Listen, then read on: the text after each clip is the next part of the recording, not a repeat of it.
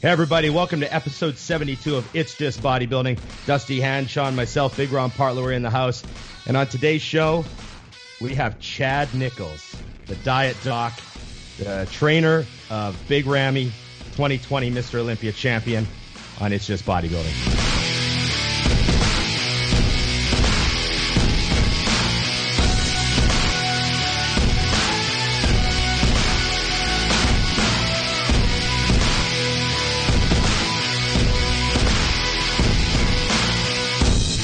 What's up, Dusty?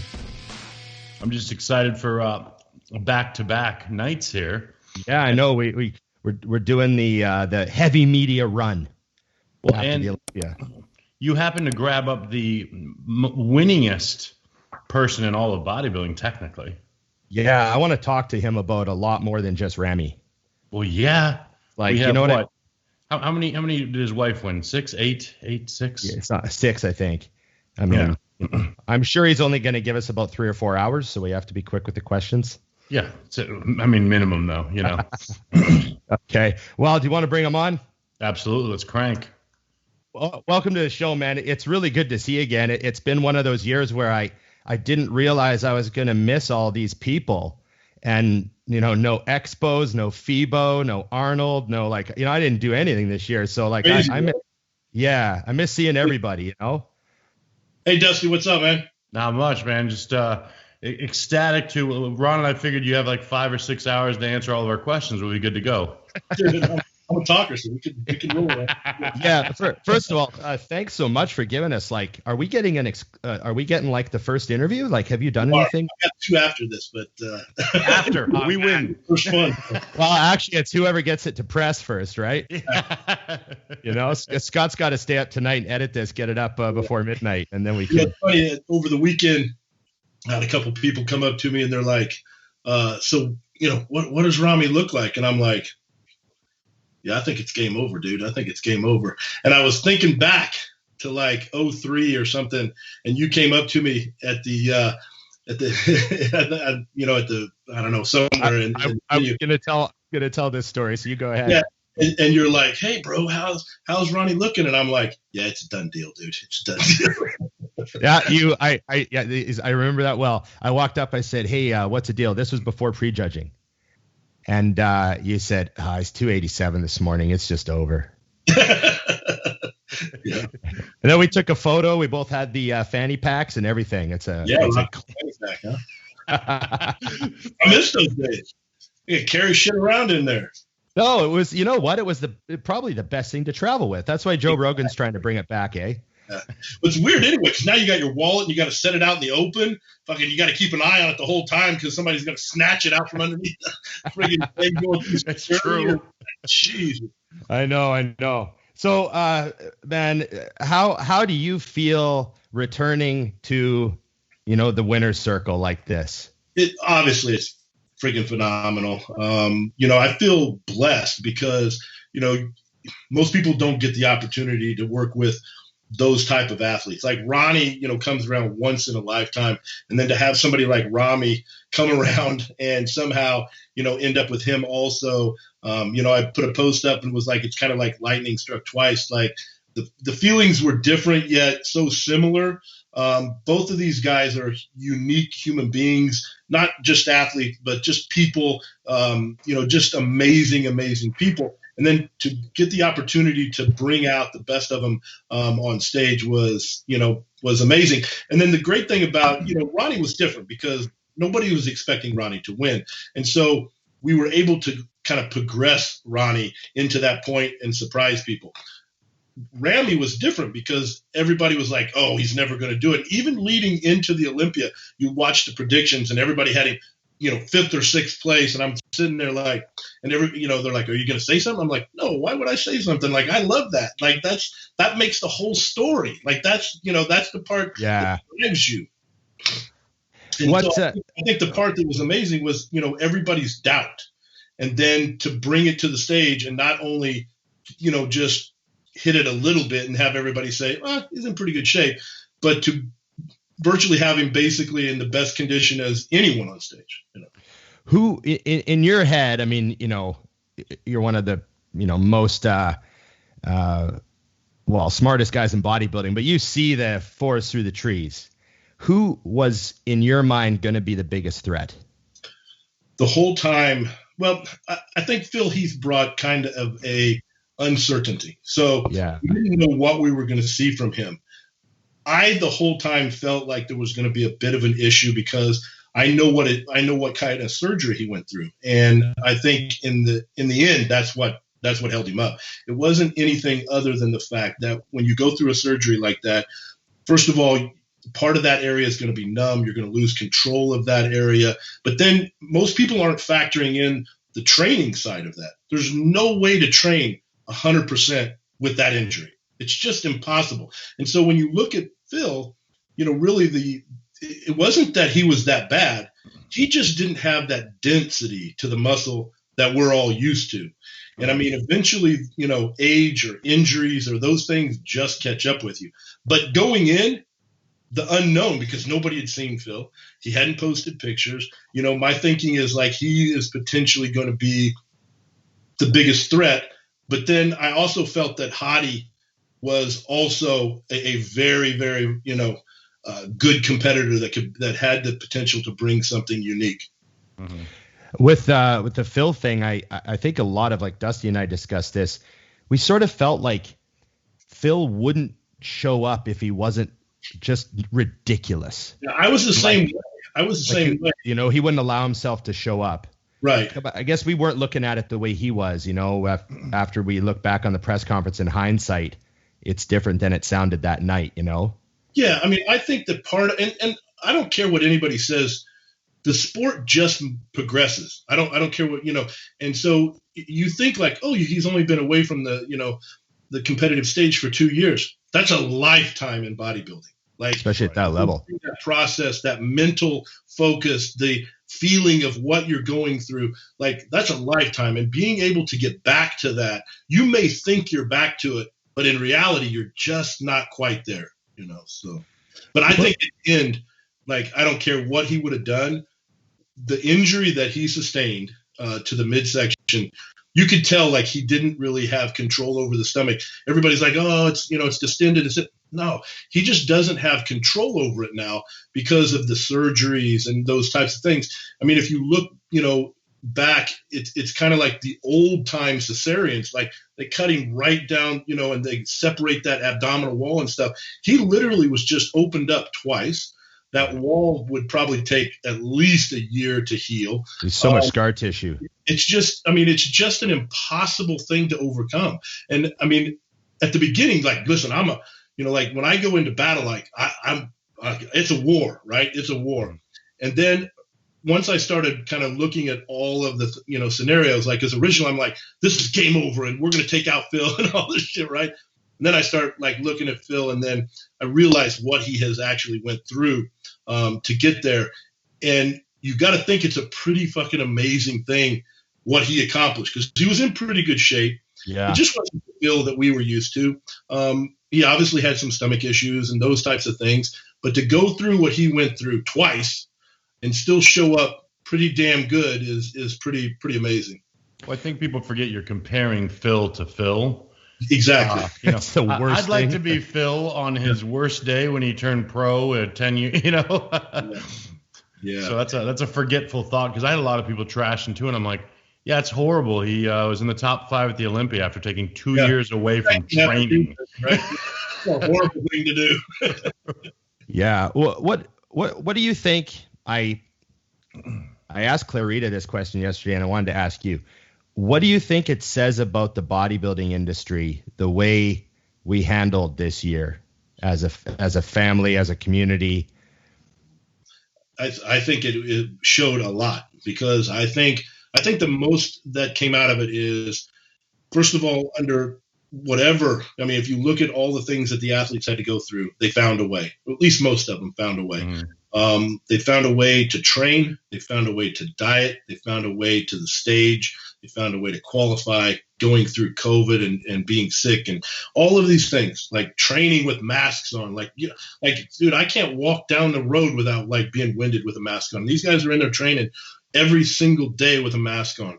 And then to have everything at the Olympia 4 weeks out be moved, and then Dan Solomon and his team put together just an extraordinary event, then go to the event, and the judging, in my opinion, I mean, there's a lot of people that are, they have fans and they like this guy and they like that guy, but across the board, the judges, in my opinion, nailed it.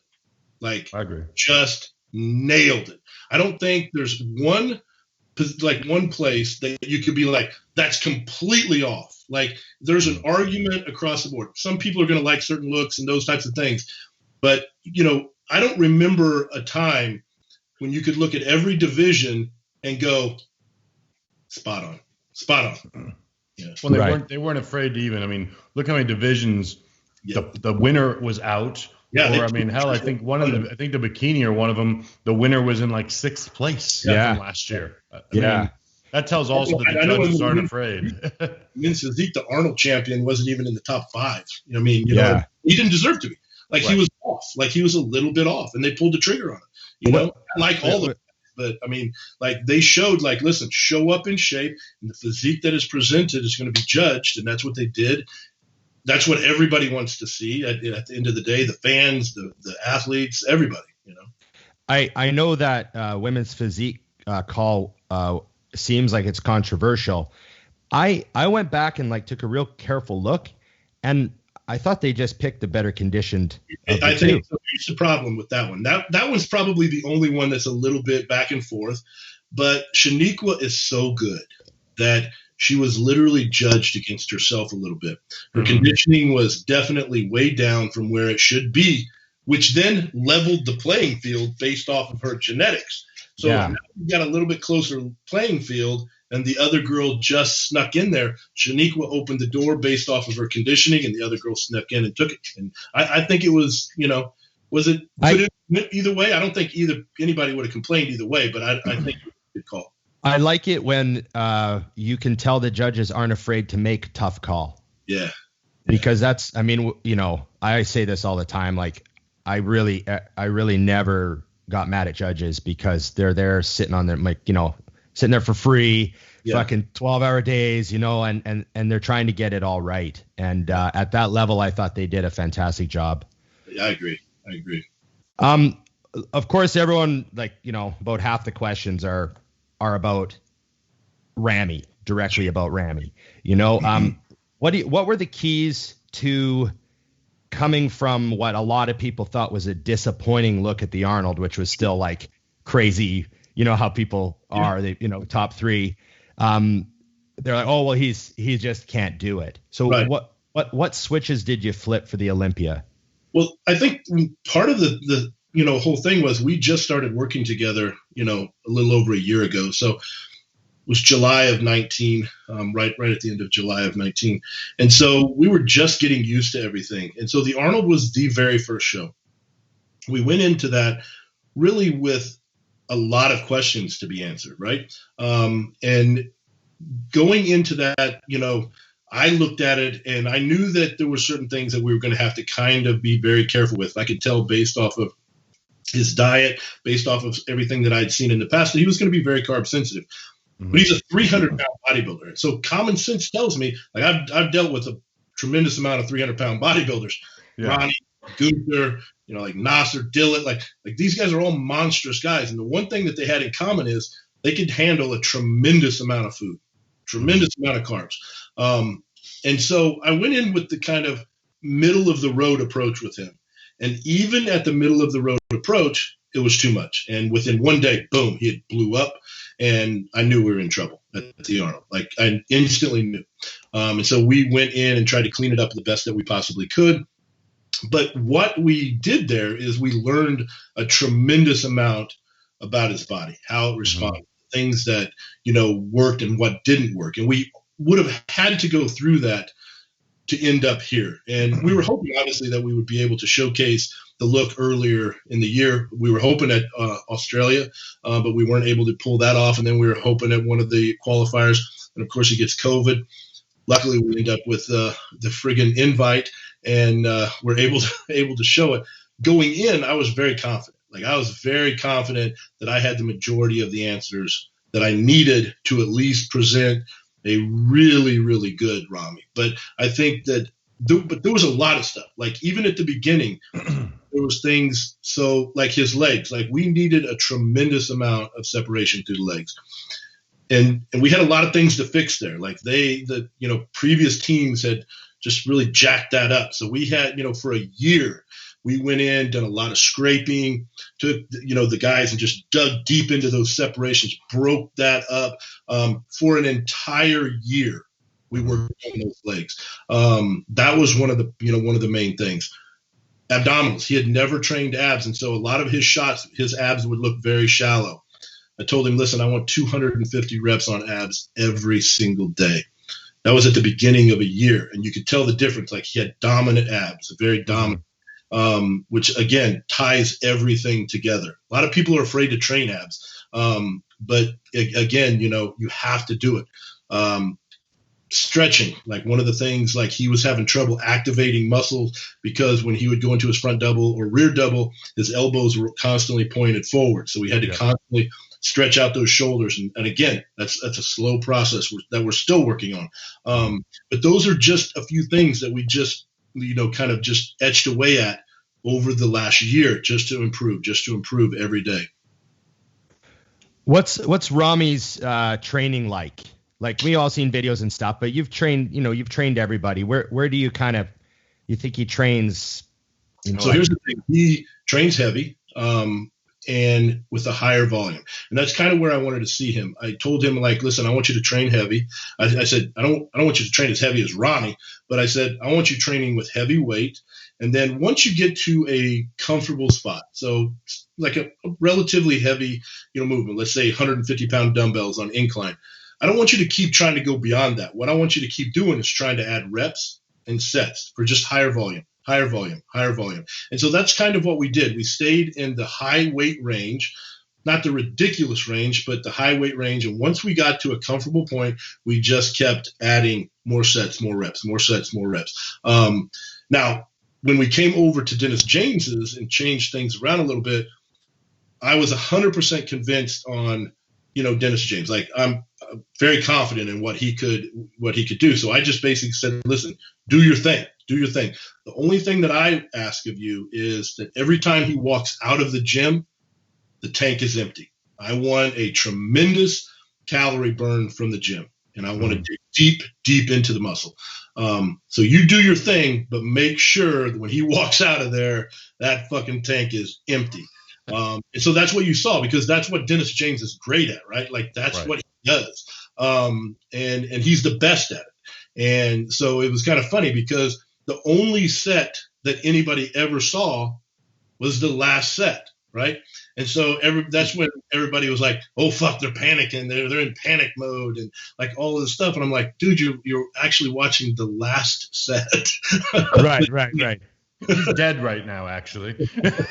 Come on. What do you think? I mean, I try to tie stuff back in for the viewers too, because obviously Ramy's a different character, but I think it really does tie into everybody. We hammer the importance of training because, as you know, I mean, I'm sure first question anybody wants to ask you is what a cycle is or this kind of stuff. But, with all of your years of I mean, hell, I don't think anyone's won more Olympias than you. How important is training to guys? Because we can't get it through their heads to save our lives. I'll tell you what, I mean, training obviously is the key. It's why we all do this, but the difference is consistency. Like that's the trick. Like most of these guys, and you've got to find this, like, in my opinion, you've got to find this balance of good and bad, because you have guys that are like sticklers on form and everything is form. Well, form is great, but it can't be so strict that you never move forward. But then it can't be so sloppy that you're risking injury. So to me, training is all about like what your body responds best for. I think people focus on certain things, like they think they got to train heavy, and if they train heavy, they got to train heavy on everything. I think the key is really to find out what your body, works the best on. A lot of guys, that I train will, like back stuff, leg stuff, like chest stuff, everything is super heavy. But then when you get to like arms, it's a lighter, more controlled way, just like squeezing the muscle type of thing. So it's totally the opposite of what they do most of the time in the gym. But realistically, the key is how consistent you can do that, along with the food, like the food, obviously, and being able to really read how your body responds to that. I think those are the two mess ups. I think a lot of guys, even at the high pro level, they look at the off season as kind of a downtime. So they're so sick of eating, every X amount of hours, for contests, that they don't want to do that in the off season. And so what happens is their body then just goes right back to where it was. They don't ever make forward progress. They don't ever, continuously move forward. Or if they do, it's very, very gradual. And then when they start the diet, it goes right back to where, the body is used to. And I think that's the key, like that training, that food, that consistency every single day. And you just got to be a different human being to do that. Like it's not everybody can do it, No, I always think like a lot of people can train really hard. Like there's lots of guys out there that can train really hard, but it's the consistency. Like they'll train really hard for a month and then they're out of the gym for a while, or they just can't put it together. And I mean, it goes with everything. I mean, even, let's get real, like on and off. Like, listen, just because you're on or you're off doesn't change the fact that you still got to go in the gym. You've still got to train hard. You've still got to get your meals in. You may be able to, adjust a little bit here and there, but there can't ever be a point where you're like, okay, I'm going to take a little downtime. So I'm going to take it easy for the next 2 months. Right. There's just no point that you can do that, like ever. Yeah. You kind of mentioned drugs, so I thought I'd bring up the 90s. I just wanted to ask you, man, about the peak 90s, that era that you were involved in where you had like the Fab Five, you call them. And, how were things at that point? You were just like the king of the industry. Yeah. I mean, how was it in what term? Like at that, managing those guys at that level. Oh, dude, it was crazy because everybody's personality was different. And those guys were characters. Crazy. Because you're talking. So I mean, Ronnie was the easiest one in the world, right? But then you had Flex, and then you've got Paul Dillette, who you've got to like just keep pushing, push. And then on the flip side of that, you got Chris Cormier, who you got to chase around all over the damn place. But I'll tell you, I mean, and then on top of that, you could throw in King Kamali and Craig Titus, and like, dude, you got just I'm telling you, like, this is no shit. So I was wiped out this weekend, like wiped out. Okay. But I'm old as shit right now. But at one point I had 12 people in the Olympia. So I had 12 athletes in the Olympia window. I remember those days. I'm not even sure how I was capable of doing it. Like, I don't even know how it's possible at this point. Because one guy almost killed me this weekend. Yeah. No, you had those big hotel runs you had to do. Just constant, nonstop. I would literally lay down and go to bed for like 2 hours, get back up, boom, nonstop. Just run. See, these guys don't have the spoiled of, like, we had the battle for the Olympias, and it didn't matter what room you're in. There was an athlete and Chad in every clip. Yeah, the whole video. Literally on the end of the clips. And I'm like, how does he keep it together? Because it's also extremely high pressure because all of your guys could win. Yeah. It was, especially at that time. I mean, because you had Ronnie and Flex and all of those guys. And, it was crazy at that time. Like right now, I'm finding myself like writing down shit. Like even when I have more than one guy, even at the amateur level, I'm having to write down hotel room numbers. Like, the fucking room number. I can't even remember what room number they're in. Back then, I wrote nothing down. I remember nothing. I knew what room they were in. I knew what their last meal was. Like, boom. You turn 40 and everything just goes to shit. Yeah. What do you what comparisons would you draw between the moment that Ronnie won his first Olympia in '98, that moment, and Ramy winning this weekend? Did it bring you back a little bit?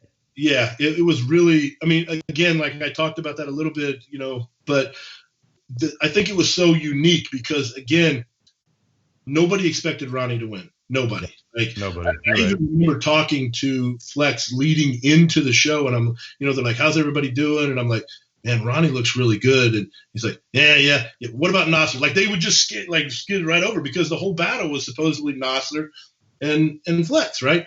And then all of a sudden Ronnie comes in to win. It was kind of very similar to Ramy because nobody expected him to win. Everybody had him out of the top 5 because they just expected him not to show up in shape.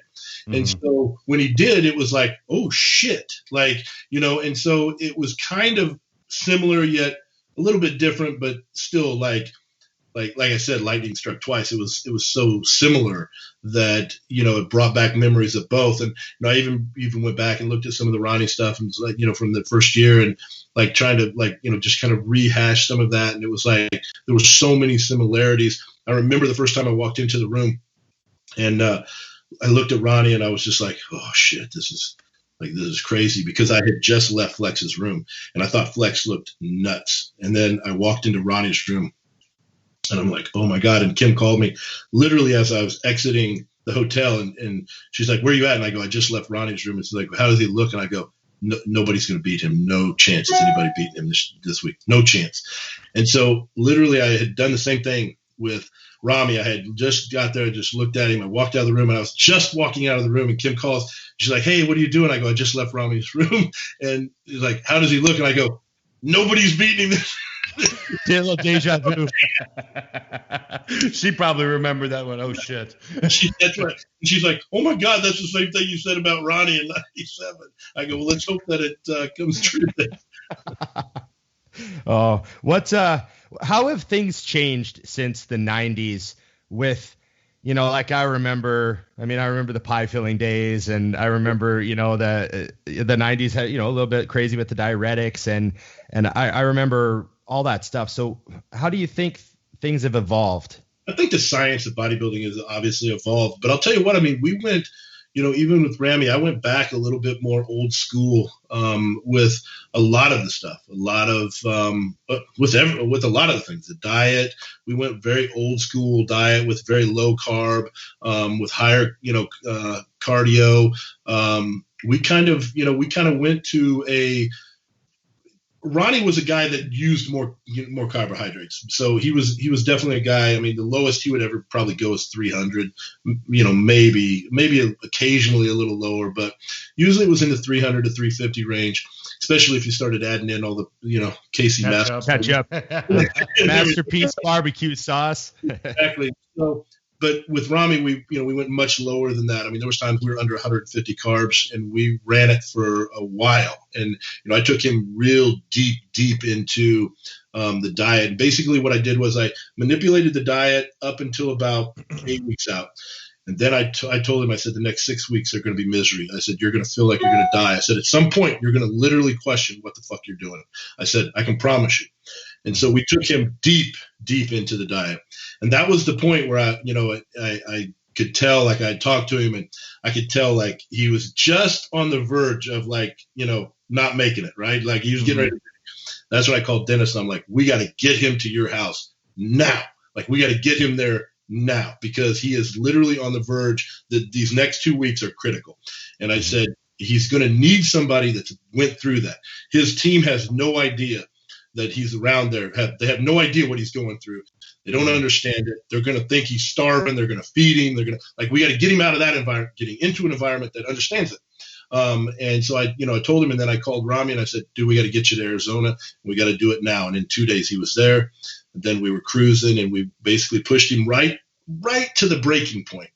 And then I just shifted gears again and started manipulating. And then by that point, your body is locked in. And it was kind of the same kind of process that I did with Ronnie, very, very similar, except, the ratios were obviously set up for each individual athlete, but very similar process. And I'll tell you the one thing, I always heard like, oh, he doesn't train hard or he doesn't diet hard. I'm telling you, here's the problem. He does everything to a T. So if you look, if you're with a coach and he doesn't know what the fuck he's doing, then he will literally just state exactly what you're telling him to do. And if you keep making the same mistakes, then he will do it because that's what you're telling him to do. He follows it that close. Never veered from it, even on the times when he was literally just about ready to, drop, like his legs wouldn't move, like he wouldn't do it. Dennis James like, listen, we still got 3 more rounds of posing, and they were doing old school posing, like hitting the shot, 10 count, hit the shot, 10 count. They did that 3 to 4 to 5 times a day. And that showed on stage, man. That showed on stage. It showed on stage. Yeah, that was one of the main things that stood out about Ramy was his First confidence. Out of it, like it made a big difference, you know. He looked like he was sleeping, though. I mean, he'd hit the shot and literally looked effortless. I remember toward the end of when they were, they worked him pretty good. Yeah. He did look just as fresh at the end as he did in the beginning. And I'm like, you could see everyone. I mean, Ron and I were texting back and forth. You could see them starting to fade a little, or you could just see they're tired. Yeah, they were starting to breathe through their stomachs. And he wasn't, how they do the ab thigh and everybody wiggles around to try to sneak some air in there. And he just hit it and just sat on it, just stared, just death stare. That's where Dennis James is so great. Like, because again, that's the era that he came through. And that's what he, knows that you have to do. And we would go back and forth with the shots, tweaking shots, and hey, we need to do that. But that process there, like going through that, like that's the process. And Dennis James, he's relentless. He's like, listen, I don't care how tired you are. This is what we have to do. We have to do this because on stage you don't get a break. You don't get a break. You're not going to be able to take a rest. Like we have to do this. And he just kept hammering, and in the end, like I agree. Like I think it was one of the things that just showed out, that he had put everything together, that he was polished across the board. Mm-hmm. What did you do between the prejudging and the finals? What was the strategy? Like how much water did he drink and stuff? So what we did was we actually left water in so he had a gallon of water on Friday. So we took it up. He was drinking 2.5 gallons of water.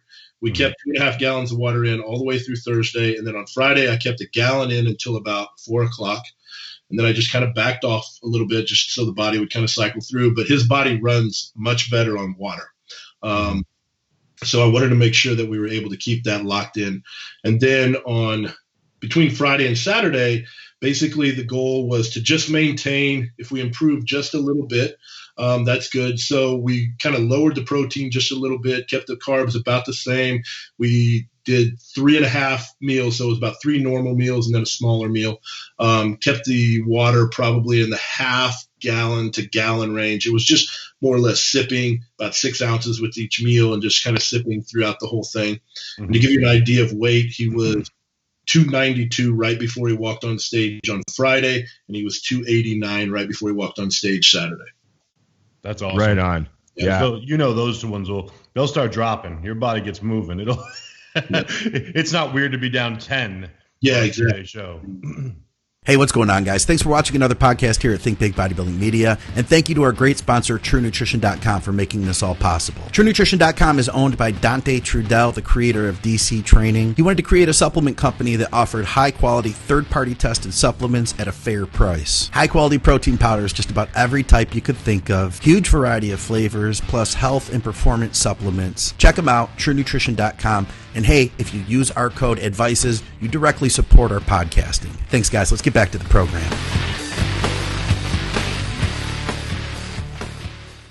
I got a bunch of questions here from the fans, man. Do you mind if we hit some of these? Yeah, let's go.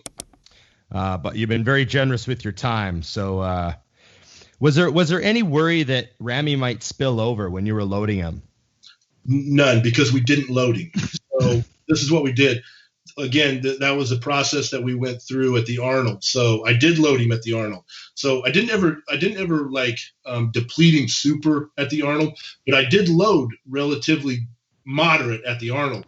And so we took in about, I think it was somewhere around 600 grams to 800 grams of carbs at the Arnold, and he spilled. Like he filled up instantly, gained 10 pounds and spilled. So one day? In one day. Yeah. Literally in about 8 hours. Like it was just boom. He went from 300 to 310 in about 4 meals. And at that point, that was when I knew, like, oh shit, like we're in trouble. So that's when we started clearing things up. So for this prep, we never did that. So what I did was 2 weeks out, I transitioned the diet. So we basically had been kind of up and down. Then I switched into the diet that I was basically going to run the week of the show a week out. So the foods all basically were in order of exactly what he was going to be eating on the following week, but with just a little bit lower carbs.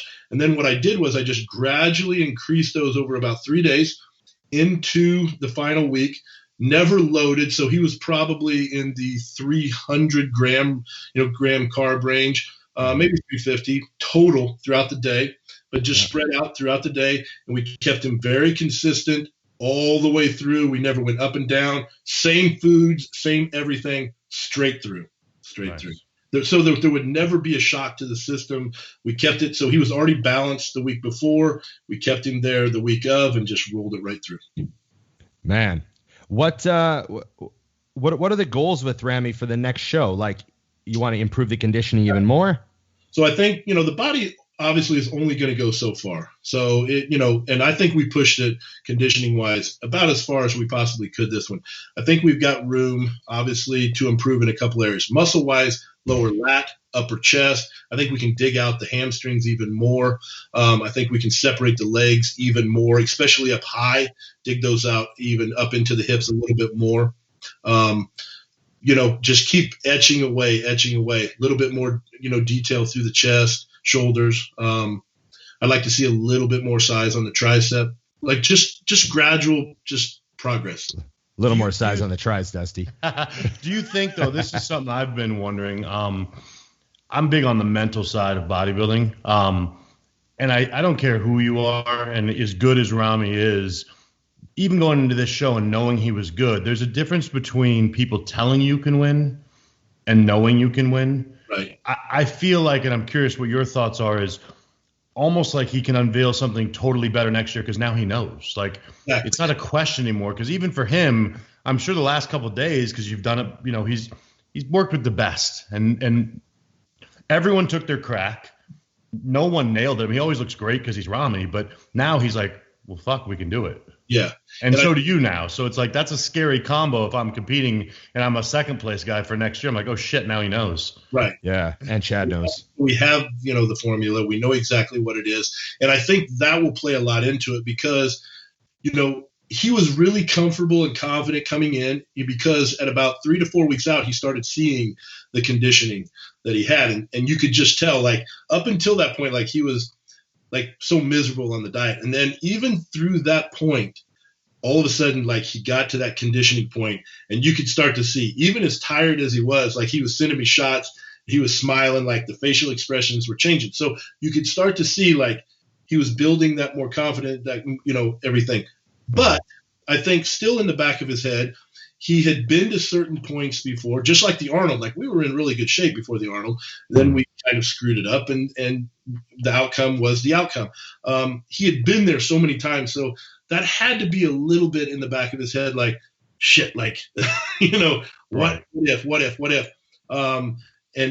But through this whole process, one of the things that we made sure I did, one of the things that Dennis James made sure he did, was that we tried to keep him as calm as possible, and we tried to keep him kind of just, basically just in a routine. Boom, boom, just clicking away.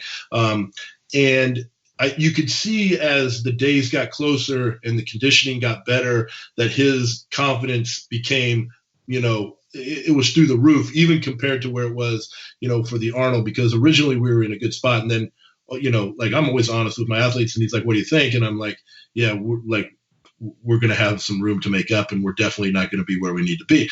But I said, that's just an unfortunate thing that we had to kind of go through that. And here it was just one of those processes that he got a little better and a little better every time, like, every day, a little bit better, a little bit better, a little bit better. And you could see it, like, his attitude changed and everything. But I think now that he's went through the process, he has the title, he saw what he's capable of doing, he saw what he's capable of doing on stage. Next year, I think, will be even that much better. Yeah.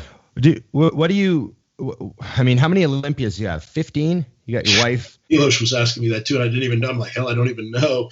So I've got Ronnie with 8.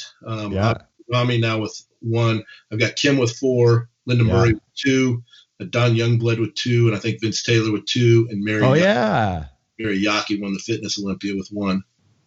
Damn. So easily. I can't remember that many names, let alone that many titles. Yeah.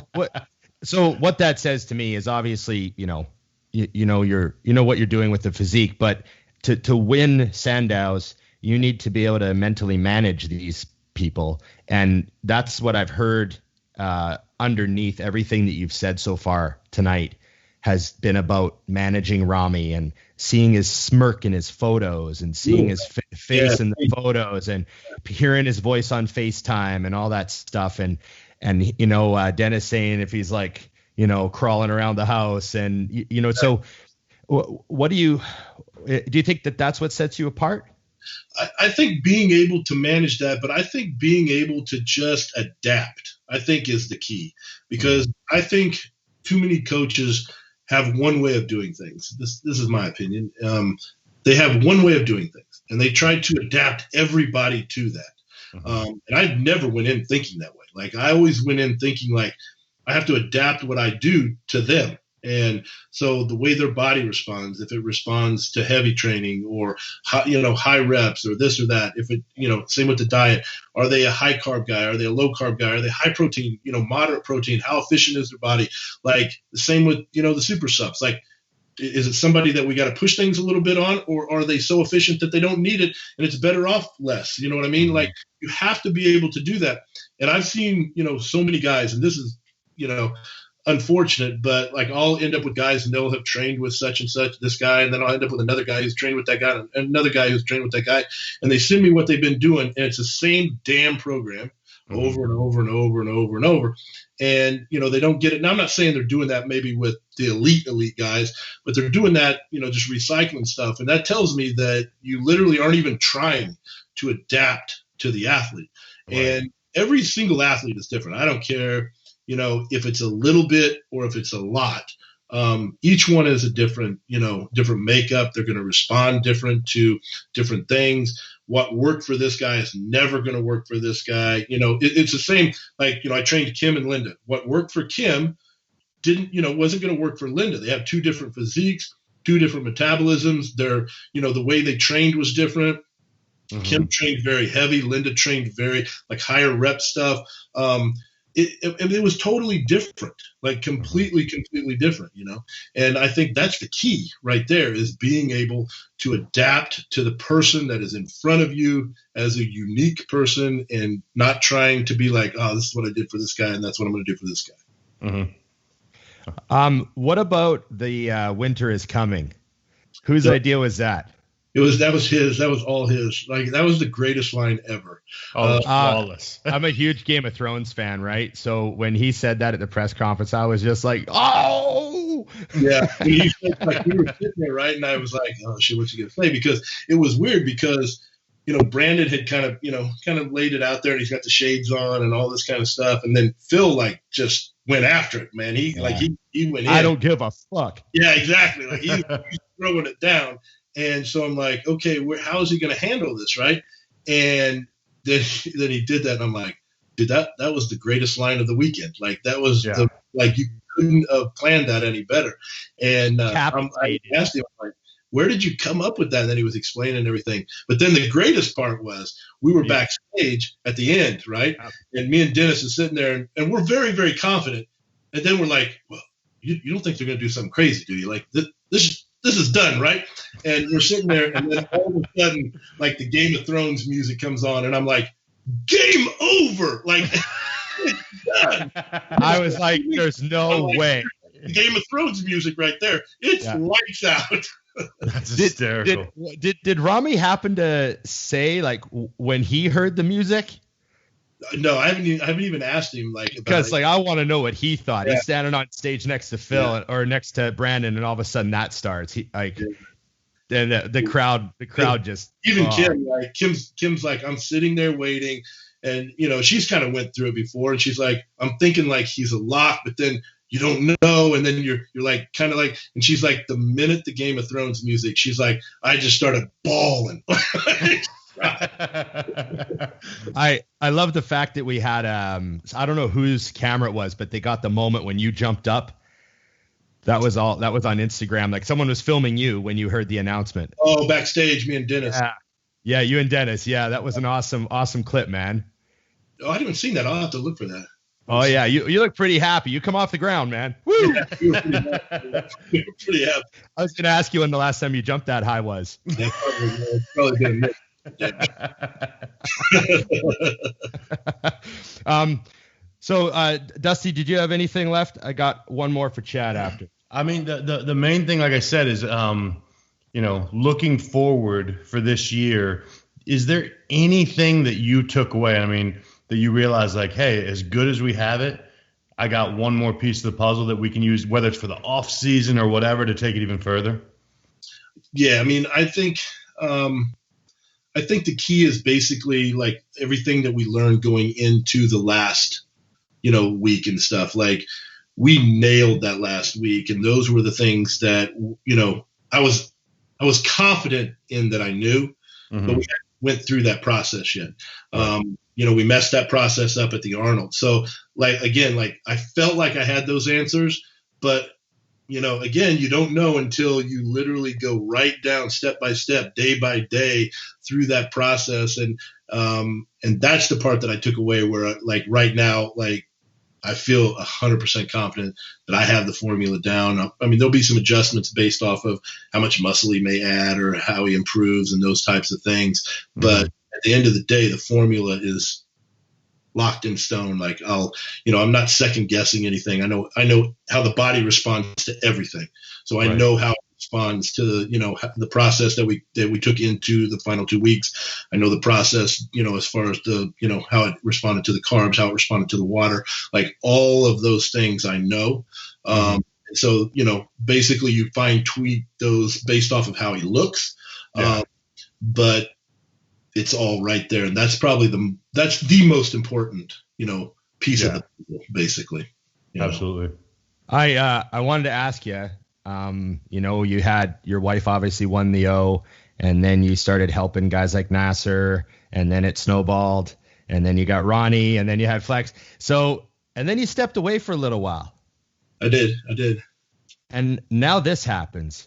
So how much ability are you going to have to start turning away these top guys when your phone starts ringing again? Oh, it started ringing already. It's already started ringing. I know you love this. I know you love this shit. I know you love helping guys look Absolutely. Like absolute fucking freaks and taking them to the next level. And people are going to, it's going to happen. Are you going to have 12 guys at next year's O? I'm going to have a full team next year. That's for sure. And, it's one of those things where I stepped away because my kids were younger and I didn't want to miss that part. Right. And I was burnt out too. I was completely burnt out. I didn't have the passion for it. You're talking about people's livelihood. Amateurs is one thing, but when you're talking the elite pro guy, I mean, you're talking, Ramy won $400,000. You can't go in half-ass with anything other than knowing exactly what's going on there.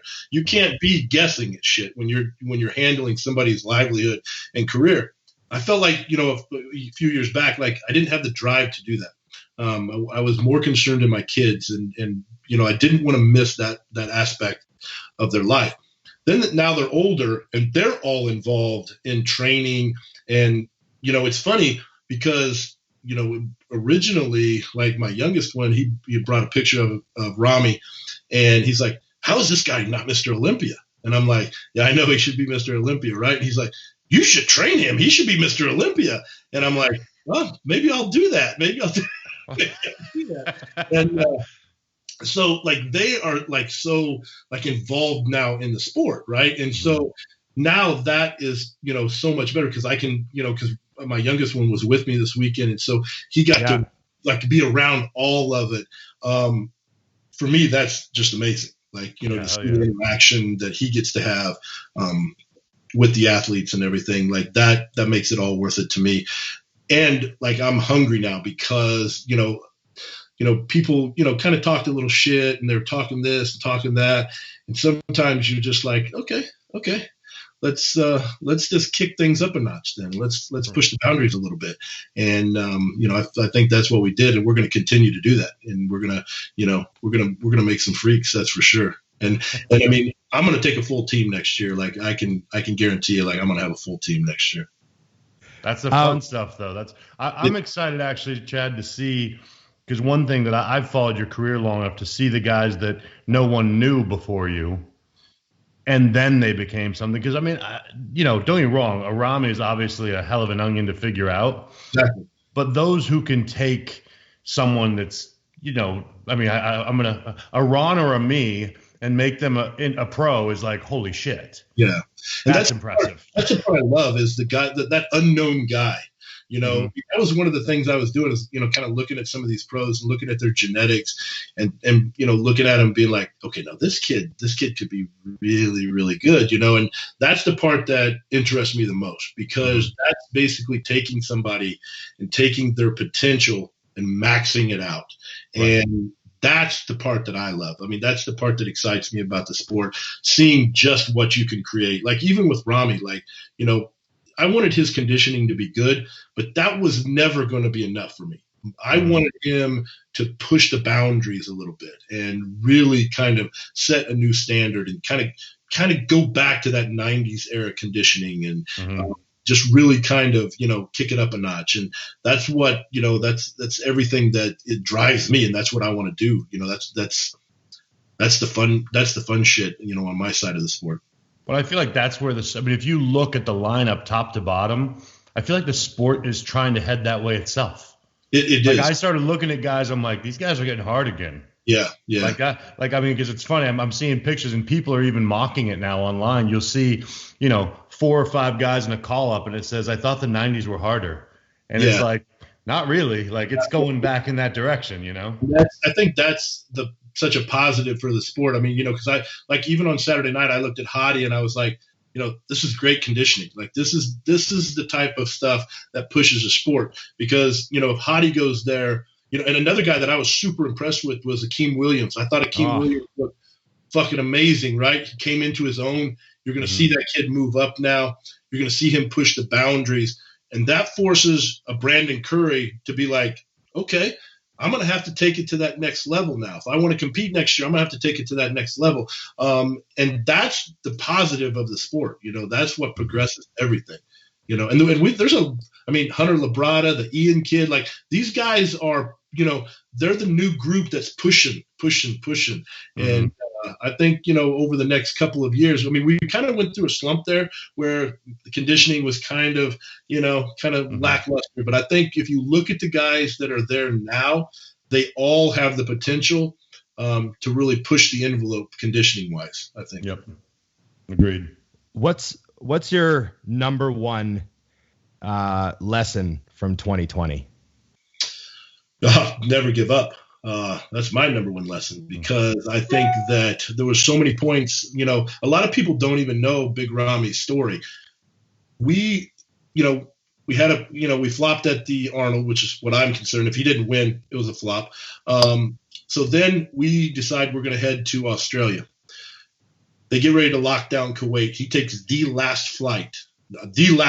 He boarded the last flight out of Kuwait into Dubai, because he thought Australia was going to go. He lands in Dubai and is immediately notified, show is canceled.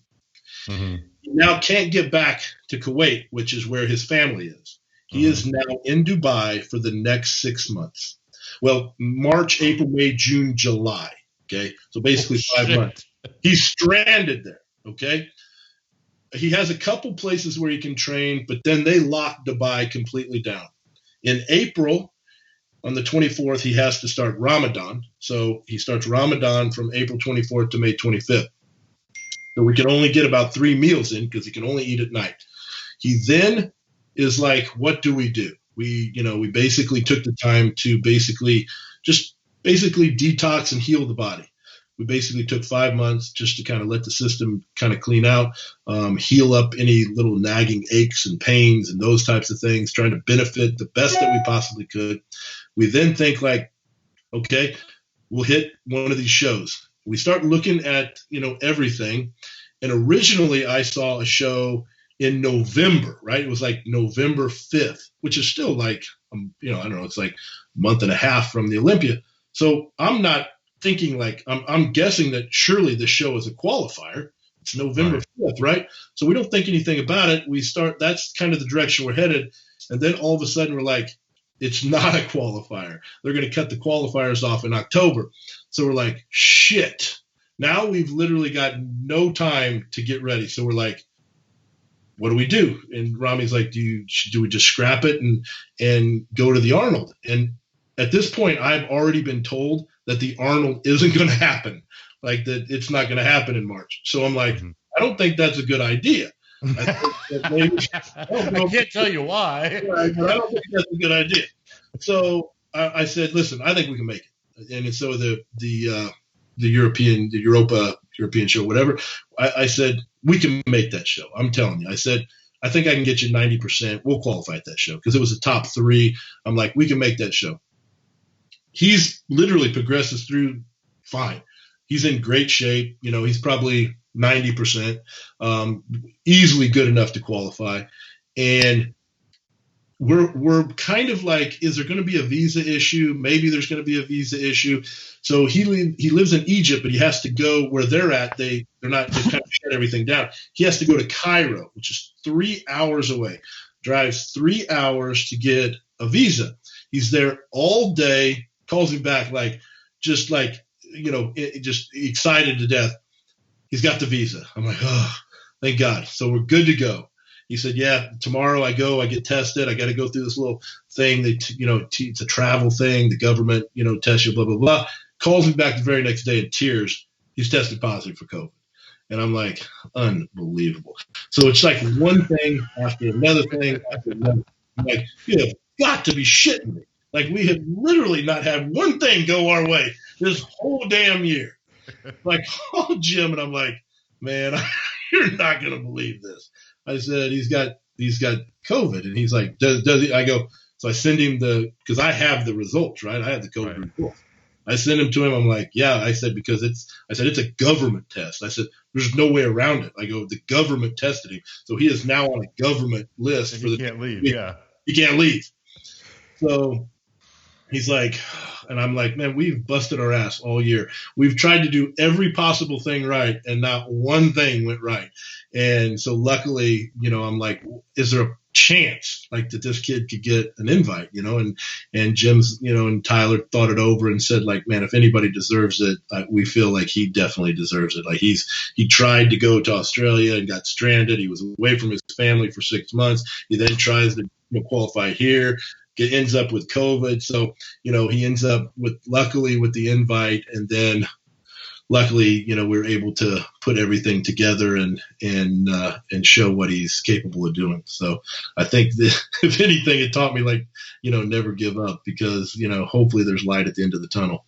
And we could have easily scrapped it. And it was there was times when we were like, this is nuts. We got to just shut this shit down and let's just look for 2021. Like, 2020 is a disaster. There ain't nothing going to go good.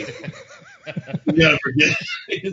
I'm glad it was good that everyone, though, because what I found positive too was when he got the invite, he had so much street cred that really no one blinked. Yeah. It was like, well, yeah, of course. Like, I remember someone asked me, they're like, do you think it's fair? And I'm like, fair? What has he done? They're not giving it to me. Like, come on. And I didn't even know the story. I just knew he got invited. I'm like, he belongs on that stage. And now this year, forget about winning. They needed him on that stage. Yeah. He's one of the most popular, athletes. Oh, for sure. And I think when, especially when, Flex had got the invite and then all of a sudden wasn't able to use it, like, what else are you getting? I thought it was just the natural thing to flip it right to him, Yeah, you already have one. It's not being used. Let's use it on someone else. Absolutely. Where do you think Flex Lewis would have landed? Man, Flex Lewis at, 230 pounds, like when you see him 3 weeks out. With Neil standing behind him? Yeah. I think he's in the top 5 for sure. I think he's in the top 5. You could probably argue maybe top 3. Yeah, it just depends. Because you got to realize he is smaller, but so is Hadi. Yeah. And Flex brings that same dense muscle, that same type of conditioning. I could have seen him right next to Hadi somewhere. Plus, there's something to be said. I think the fans miss, and more the trained eye is. Flex knows how to own a stage. Yeah. So it's like, I mean, I remember the first time I watched him win an Olympia, and I was like, well, he didn't really give him a choice, and I wasn't talking about his physique. Yeah, he just dominates the minute he walks out, Yeah. That was, Flex Wheeler was like that. Like, Flex would walk out on stage and just convince you that he was the champion. Right. That he belonged there and he was the best guy. And that's, I mean, a lot of guys don't get that. You know what I mean? Like that type of presence and stuff. And when I was talking to Ramy, I go, you got to realize that how you look up there. This was after prejudging. I go, you look nuts. Yes. You can't take your eyes off of you. Like, it was at one point I was looking at him and then I was kind of, and then I'm like, oh shit, I haven't even looked down this way because I couldn't stop looking at him, Right. And that's what I told him, and he's so humble, and he's like, so, and at one point I go, so are you happy? I mean, are you happy with how you look? And he's like, are you happy? And I'm like, I'm completely happy. He goes, then I'm happy. As long as you're happy, I'm happy. Then it must be fine. No, what I loved is that when he won, I've got a list of my moments at the Olympia of like for example, I remember in 2003 when Ronnie came out, I was in the 6th row and I'll just remember the guy in front of me started laughing. Yeah. Because it's like your brain didn't know what to do with it. Yeah. So I remember the guy started laughing and I'm like, that makes sense. That's a feasible answer to me. And then obviously when Jay came back in 2009 and walked out about 10 steps and stopped. Stomp that leg. Because he was kind of like, you're welcome. You know what I mean? And then when Ramy won, it felt the same. Like the entire world of bodybuilding was like, yes. And it wasn't because they hated Brandon. It's because he did it. Like everyone's been waiting. And I'll be the first to admit, I mean, I had him in, I think, 5th. Yeah. When I made my guesses, and literally after prejudging, I was like, he can't lose, especially when I saw the side shots. It's funny you mentioned the work on the legs because you could lose my hand in between the quad and hamstring. Yeah. I'll tell you what, I mean, like, I don't know if you could see it from the stage, but his hamstring, that one deep line that went down, I literally stuck my thumb in there and my whole nail like disappeared in that line. I absolutely believe that. Yeah, it was nuts. And, the thing is, when you saw, and they kept going back to those shots and those guys kept squeezing in on him. I'm like, dude, do they realize what he looks like from the side? Like, I would have stepped away. They just kept going closer. I'm like, quit doing the side shots. I don't think they realized because that was where I felt he annihilated everyone. Yeah. The side shots, I mean, when you have, I mean, especially Phil, because those are great shots for his lower body, and it wasn't just size; it was detail, density. I'm like, I said the side chest to somebody, I'm like, he has to win. Yeah, even from the back, like when you're comparing him to Phil, like I mean, Phil's back shots are still phenomenal, and but from the waist down, usually Phil dominates. He usually has the hardest glutes in the show. His hamstrings are tore up, and he didn't. Yeah. Like Ramy did. Ramy, and you're like, wow. Like Ramy's glutes are literally 20% harder than Phil's, and those were the things where I looked at and was like, man, like it's crazy. And again, like I want to see some improvements, but when you think about it, and when, like you said, like you had him at 5th and stuff, people were like, man, are you upset that like all these guys are predicting him 5th or 6th? I'm like, no, because I said I know what he looks like. Yeah, well, based on what it used to be. You base it off of what you expect from him. That's probably where you're going to go because you just expect that something is going to happen. Mm-hmm. And, luckily I went into it with, I knew, again, Phil was an unknown and we kind of saw, Brandon, but we didn't know for sure. And, we didn't really know what Hottie was going to look like, but I knew that, Ramy was going to be at least at a certain level. I knew that for him to win, I mean, for him to lose, somebody was going to have to look nuts. Like I knew they would look nuts.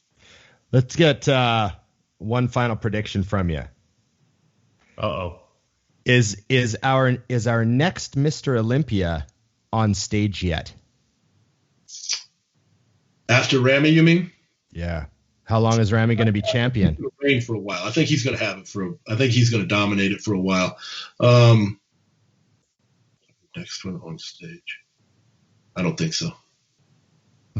Very interesting. I don't either. There you go. I think that's our deep thought for the day. Yeah, I don't think our next Mr. Olympia is on stage right now. I think there's some guys that are going to move up drastically. I think there's some future superstars. I think we've seen those. I think Akeem Williams is going to be brutal next year if he keeps adding detail and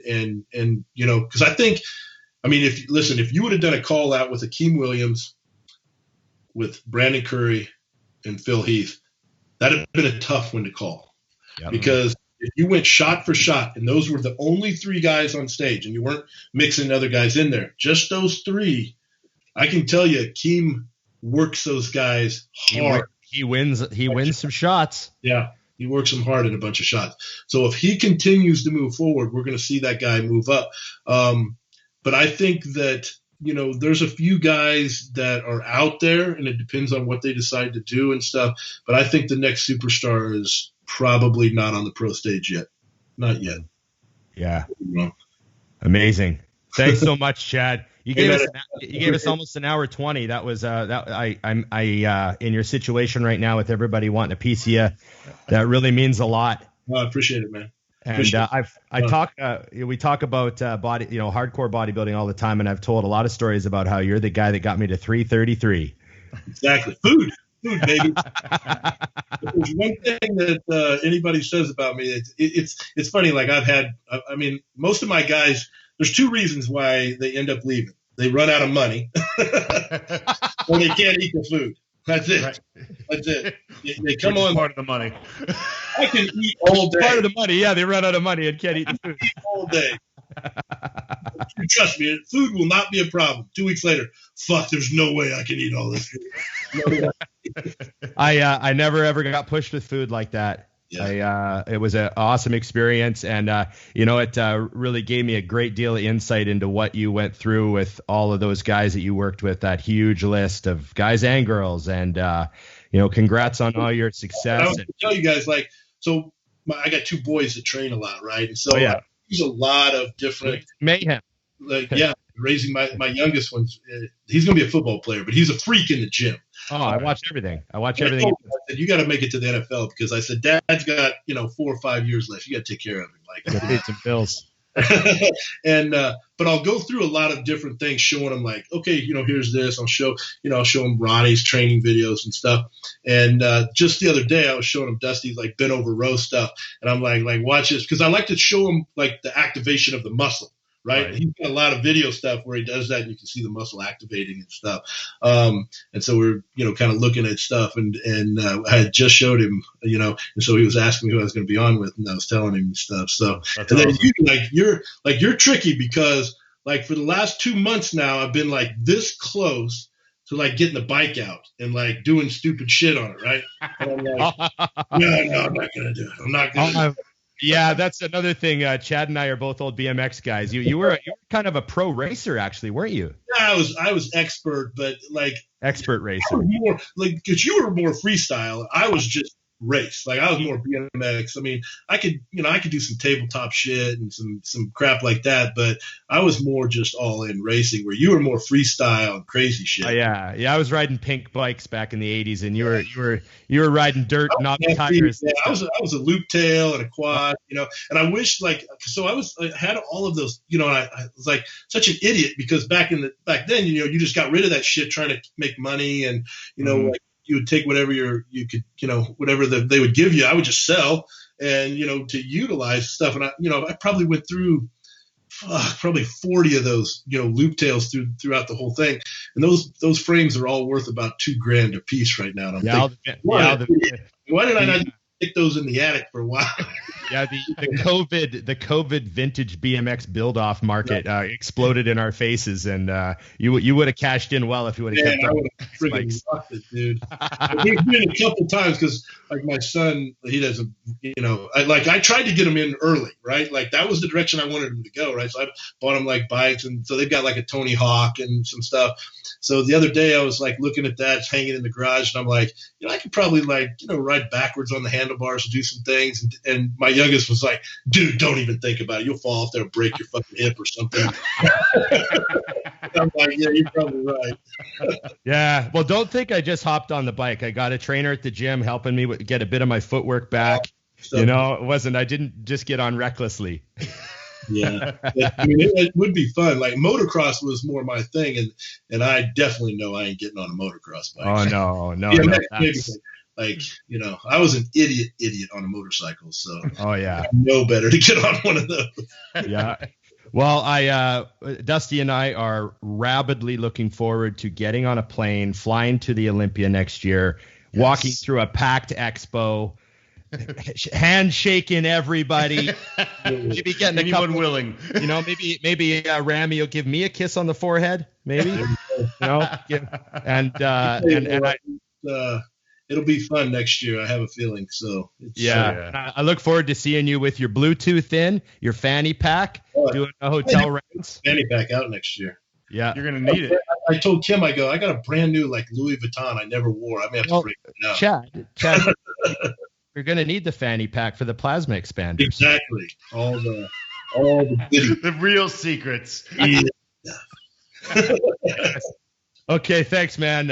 Enjoy other interviews and enjoy Christmas with the family, and keep pushing that freak kid of yours, man. I just love watching him smash people on Instagram and push 400-pound squats up. So it's a good time. All right, man. I appreciate it, guys. Good to see you. Thanks. Good to see you, man. Peace.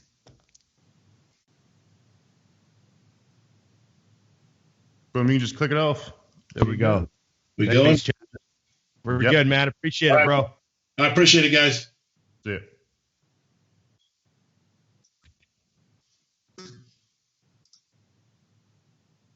Got me, Scott? There we go. You're back. How was that, Dusty? It was awesome. Only problem is, I got to be honest, I had no idea how long we were going because it was just rolling. We could have been here for hours. Well, the thing was, I thought he had like 45 minutes to an hour. Right. And he seemed, so I kept giving him some doors there. I was like, here's a door if you need it. I'm trying to be nice, but I also don't really want you to take it. But if you need it. Well, hey, that's a compliment to us. He wasn't bored out of his fucking mind, so he stuck around for a while. I am super stoked that I had no idea the hell that Ramy went through. No idea. I don't know where I was. I didn't know he was stuck in Dubai for 6 months. That's insanity. Yeah. I wouldn't get stuck in an apartment down the street from my house for 6 months. I'd lose my mind. I like my place. Jesus, I can't imagine. No. So yeah, that's terrible. It's awesome that he came on and gave us a scoop. Chad's such a nice guy. Like I said, he's always like, that's him. Like, even the first time I met him, like I walked up to him and I was like, hey, I'm Rep 300 off of Muscle Mayhem. Right. And just like, oh, hey, what's up? And then that was the guy that talked to me. I think it's, what's crazy. And it's funny, this as a coach, as someone who's been in the game, but I always said when no one could really crack the code with Ramy, I'm like, well, Chad works with the big fucking dudes. But it's funny how you say that and simultaneously know that how you work with each person is different. I mean, you bump me up to 300 grams of carbs, nothing happens. Same with you. Like, and I'm not a huge eater, but there's not, I guess that shows when you're a hyper responder that's not always good because. Well, Aceto told me that he had Ramy like eating 1 cup of rice per meal. Like, yeah. So like, yeah, Aceto said he's not like relative to his size is not a big food guy, So it's funny how that works. Yeah, you would just assume. And I'll be the first to admit, even though you know better, it's like, well, how much does that guy have to eat? And I know that I eat less than some of my athletes. Yeah. Oh, yeah. But I still imagine that Ramy eats 10 million calories a day. Yeah. No, keeps it trim. Hey, did you watch the Clarita interview? I had less than 24 hours. I'm putting the pressure on. But I did get some clips. But what I should really do, and I haven't done yet, is to see how many people fired me from the show since I was off of it. Yeah, that's okay. There's plenty of people that missed you. Oh, see, I got to be honest with you. There was a piece of me that was hopeful that my friends would get in there and be like, thank God. It was so much better without him rambling in the background. No, there was a what? No, Dusty? Oh, my God. I don't know if I can make it to, the point when Dusty finally shows up. He shows up late. It's the story of my life. There you go. Well, it looks like we got the scoops. Like, how much better can that get? We got Clarita, and Ramy can't really speak English as well, so we got Chad. Yes. But now, I'm going to be honest with you, I have to say it right now, and it's because I'm going to take my shot. Well, now I want Dennis. So your jobs, don't you live in the same city? Well, it's right down the street. Yeah. Just like, can you go knock on his door? I could probably shoot him a text and be like, hey, I know you're fucking busy now too, because I just got off the phone with Chad, who's got 3 more of these tonight. But I would love to see, just because I'm upset. The training is my love. Like, I love hearing the training, and I know it's different. So, I would just love to hear what he did and what's different about him than everybody else. Yeah. Well, it sounds like Chad's trying to keep him safe. Maybe he's, the thing I thought with a guy that size, because I've seen some videos of Ramy doing crazy stuff. Oh, I can only imagine what he could do if he unleashed himself. He laid back. He grabbed the 200s at my gym, and he laid back and did 10 on the flat, no problem. Yeah. And I think maybe Chad is, with guys like that, sometimes they can almost be a danger to themselves if you unleash them, tell them to 6 rep everything. It's like it just gets kind of like, no, that's not going to be worth it. Maybe it's that type of thing. So it's like, hey, let's do 5 sets of 15 and just volume the fuck out of you. Well, and if it's working, why would you not? Yes, no one's arguing that he needs more density. And I think, it reminds me of his Cutler, how people say, well, Jay didn't train heavy. I'm like, what are you talking about? Yeah, he still trained heavy. I saw him squatting 500 pounds in front of my eyes many times. Yeah. When we would travel. Yeah. Go to the gym and he's in there blasting 495. I'm like, he wasn't doing sets of 2. No. But he trained extremely heavy with volume. So when you factored the volume, I was like, no, he was training heavy as hell. Yeah. Close grip and 315 like it's nothing. And yeah. So I think people forget it's relative. But yeah, I think a guy like Ramy, what's frightening is what in the relative terms of heavy, it's not heavy for him. So it's frightening what he could do. And let's be honest. I think your muscle's so big, but are his tendons ready for that? Probably not. Right. Yeah. Maybe there's something in there where Chad just wants to be. Well, plus, don't fuck with it. Yeah, you have a winning formula. You're not trying to help some 200-pound guy become a 240-pound guy. You're trying to help. We're not concerned with him getting any bigger at all. Actually, You're trying to help a 340-pound guy win an Olympia. Yeah. And so people have to keep that in mind. Mm-hmm. So, okay, man, 2 shows back to back. Let's see when we get this one out. We don't want to lose the scoop. Scott's got to stay up all night. Edit. Yeah, he's good. He's been resting his eyes this whole time. We're good to go. Okay. Thanks, Dusty. Remember, everybody, like, share, subscribe, comment, ring the bell. We really, we have so many other things on the go that we're really happy we were able to bring you 2 episodes this week with those types of guests. Makes us feel good about what we're bringing, Dusty. It's awesome. And you know what, too, all kidding aside, I love that the people are stoked to get on. I'm like, yeah, we're doing something right. We're doing something right. Yeah, no, it's cool. And I got a couple more guests lined up that are going to be awesome too. So I'm looking forward to it. Awesome. Okay. Remember, everybody, it's just bodybuilding.